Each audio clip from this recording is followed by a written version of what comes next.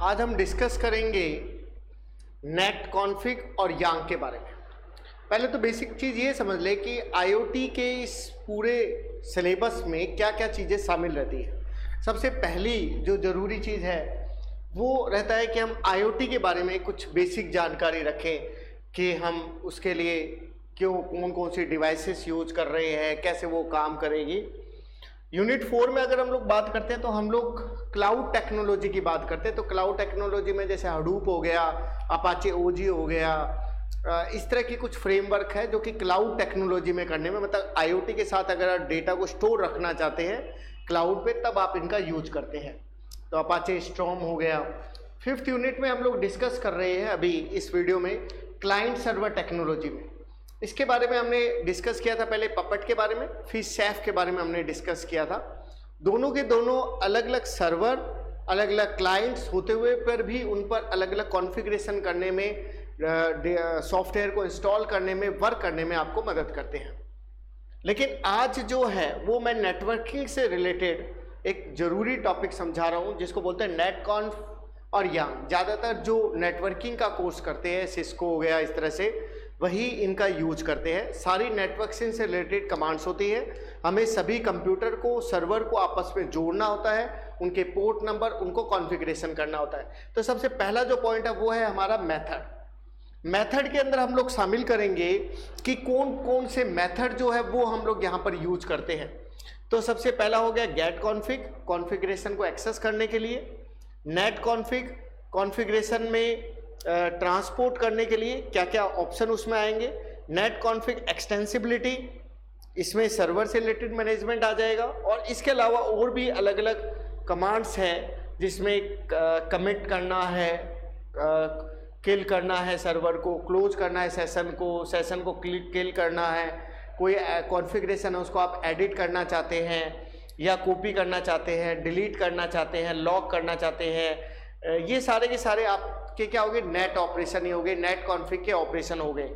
Lock करना है, unlock करना है, ये सब चीज़ें उसमें शामिल रहेगी। तो पहली चीज़ हमने ये पढ़ ली कि भी आईओटी टेक्नोलॉजी यूज हो रही है, क्लाउड टेक्नोलॉजी यूज हो रही है। फिर ये सारे मेथड आ गए जो मैंने आपको अभी बताई दिए। अब देखिए गेट कॉन्फ़िग की अगर हम लोग बात करें तो सबसे पहली बात हम लोग कहते हैं कि हमारे पास जितने भी सर्वर है, क्लाइंट है, उनका हमें स्टेटस पता होना चाहिए। तो ये आपको बताएगा कि उसका स्टेटस क्या है। इसी तरह से कई एलिमेंट्स है, कई क्लाइंट है, कई सर्वर आपस में जुड़े हैं, उनके बारे में ये जानकारी देगा। एडमिनिस्ट्रेशन का काम करेगा। एडमिन क्या करता है, सारे जितने भी क्लाइंट है उनको परमिशन देना, कंट्रोल करना, वो सारे काम होते हैं। प्रोटोकॉल ज़्यादातर इसमें सर्वर प्रोटोकॉल यूज में आते हैं। बैकअप और रीस्टोर का काम भी यही होता है, डेटा का बैकअप लेके रखना, उसको रीस्टोर करके रखना, ये काम होगा गेट कॉन्फ़िग में। नेट कॉन्फ़िग की अगर बात करें तो इसमें एक्सएमएल कोडिंग का यूज होता है। एक्सएमएल जो टैग जो होते हैं वो कॉन्फ़िगरेशन देने में, पोर्ट नंबर देने में, सेटिंग देने में, आप खुद के टैग क्रिएट करने में आपको मदद करते हैं। इंक्रिप्शन भी प्रोवाइड कराते हैं, एक डेटा को एक रूप से दूसरे रूप में कन्वर्ट करना हो। इसके अलावा ऑथेंटिकेशन देना, परमिशन देना, इंटरनल सुरक्षा देना, कॉन्फिडेंशियलिटी मतलब आंतरिक सुरक्षा देना, डेटा को प्राइवेसी रखना। तो ये ऑथेंटिकेशन हो गया, इंटीग्रेटर हो गया, कॉन्फिडेंशियलिटी हो गया। इसके अलावा ये प्रोटोकॉल यूज करता है टीसीपी प्रोटोकॉल, जिसको हम लोग बोलते हैं कनेक्शन ओरिएंटेड प्रोटोकॉल। एक तरह से यूज करता है, एक कनेक्शन लेस होता है, कनेक्शन ओरिएंटेड होता है, लगातार जुड़े हुए रहते हैं, उसको हम बोलते हैं कनेक्शन ओरिएंटेड प्रोटोकॉल। इसके बाद नेट कॉन्फ़िग एक्सटेंसिबिलिटी की अगर हम बात करते हैं तो सर्वर मैनेजमेंट का जो काम है, सर्वर को मैनेज करना, सर्वर पे फाइलों को मैनेज करना, डेटाबेस को मैनेज करना, वो नेट कॉन्फ़िग एक्सटेंसिबिलिटी होगी। यहाँ पे भी सर्वर का ही काम था।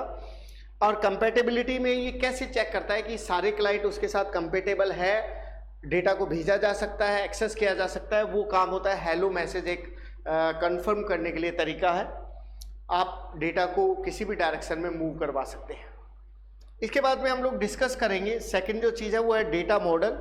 डेटा मॉडल में आप ये समझे कि हम एक प्रोसेस को समझ रहे हैं। सबसे पहले हमारा जो नेटवर्किंग प्रोसेस है वो स्टार्टअप होता है, हमें सारे क्लाइंट के पिंग की जानकारी होती है, उनके पोर्ट्स की जानकारी होती है।